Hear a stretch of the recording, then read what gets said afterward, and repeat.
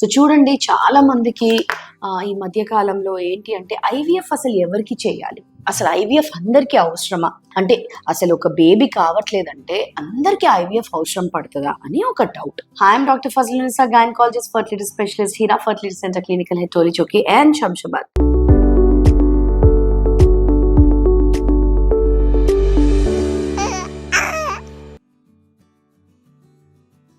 So చూడండి, అస్సలు అది అట్లా అవ్వదు. ఎందుకంటే ఐవీఎఫ్ ఒక్కటే సొల్యూషన్ కాదు.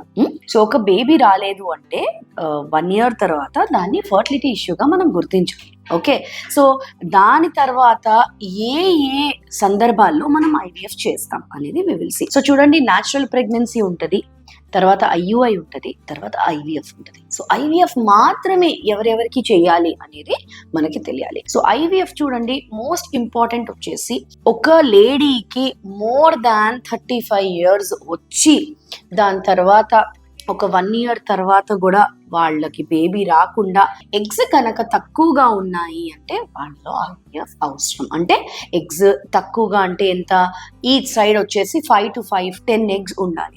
ఆ 10 eggs కాస్త 5 eggs కానీ 4 eggs కానీ 3 eggs కానీ అయ్యాయి అంటే డెఫినెట్లీ వాళ్ళకి ఎగ్ క్వాలిటీ తగ్గుతున్నట్టు, ఏఎంహెచ్ క్వాలిటీ తగ్గుతున్నట్టు. సో వాళ్ళకి డెఫినెట్గా ఐవీఎఫ్ చేయాలి. So that is the first thing. Second factor వచ్చేసి, ఒక న్యాచురల్ ప్రెగ్నెన్సీ రావాలంటే నేను మీకు ఎప్పుడు చెప్తాను, ఒక ట్యూబ్ ఆర్ 2 tubes కానీ ఖుల్లా ఉండాలి, ఓపెన్ ఉండాలి. ఓపెన్ ఉన్నప్పుడు ఏమవుతుందంటే ఎగ్ ఇంకా స్పర్మ్ అక్కడ కలుస్తుంది కాబట్టి అక్కడ న్యాచురల్ ప్రెగ్నెన్సీ అయ్యే ఛాన్సెస్ ఉంటుంది. సో ఇప్పుడు ఇక్కడ బోత్ ద సైడ్స్ బ్లాకేజ్ ఉంది అంటే న్యాచురల్ ప్రెగ్నెన్సీకి there is no scope, because sperm and egg ఎక్కడ కలుస్తాయి, కలవలేదు. సో దాన్ని మనము ల్యాబ్లో ఇంక్యుబేటర్లో పెట్టాలి. కాబట్టి this is one more condition. ఏంటది, బైలేటరల్ ట్యూబల్ బ్లాక్, అంటే బోత్ ద సైడ్స్ ట్యూబ్స్ కూడా బ్లాకేజ్ ఉన్నాయంటే then that is the indication. Third వచ్చేసి చూడండి, కొంతమందికి severe endometriosis grade 3 and grade 4 అంటే వాళ్ళు ఆల్రెడీ చాలా సర్జరీస్ ట్రై చేసి లాప్రోస్కోపీ ట్రై చేసి ఎండోమెట్రియోసిస్ సివియర్గా బాధపడిన వాళ్ళు, grade 3 grade 4 ఎండోమెట్రియోసిస్ ఉన్న వాళ్ళు, this is also one indication for IVF. So ఇదొకటి. అండ్ అలానే మేల్ ఫ్యాక్టర్కి వస్తే what are the conditions? Male factor లో చూడండి, స్పర్మ్స్ వచ్చేసి న్యాచురల్ ప్రెగ్నెన్సీ రావాలి అంటే మినిమం 15 million ఉండాలి.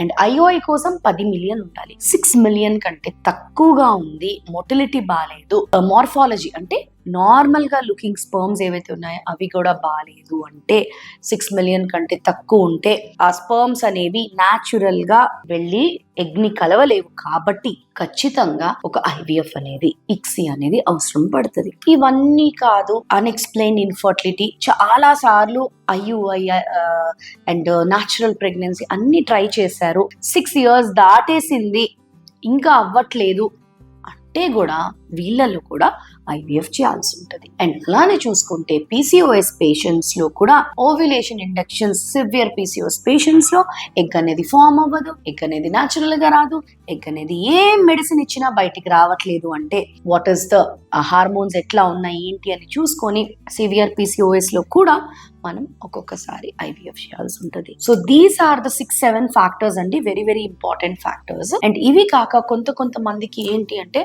స్పర్మ్స్ పడిపోవడము, unexplained infertility, infections, long married life, ఇవన్నీ కూడా కన్సిడర్ చేసి and recurrent pregnancy losses, abortions అవుతా ఉన్నాయి.